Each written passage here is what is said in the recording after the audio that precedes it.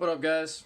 This is going to be a quick video on how to set up your Josh Bardwell flight controller with Crossfire, smart audio, and camera control. Here's how I got the Crossfire hooked up, power and ground up the top there. And you got channel 1 going to RX4, and you have channel 2 going to TX4.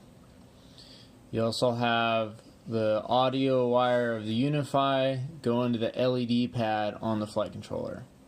In the ports tab, make sure you enable serial RX on UART4. And then on your configuration tab, make sure you enable soft serial. And then make sure you also enable S-Bus receiver protocol and the CRSF protocol. On my build, I'm using one of these Caddx cams, and you can just wire the OSD pin from the camera right to the cam C port on the flight controller, and that'll allow you to have full access to all your camera settings. There's one thing we need to enter in the CLI to get everything to work, and I'll go over that in a second.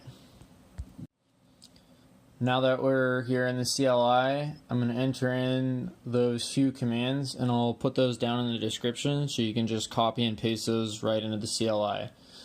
Once you enter those in, you should be able to hit save and reboot, and you should be good to go. So again, now you should be able to go back to your ports tab. You should see soft serial 1, and you should be able to now enable TBS Smart Audio on the peripherals drop-down menu.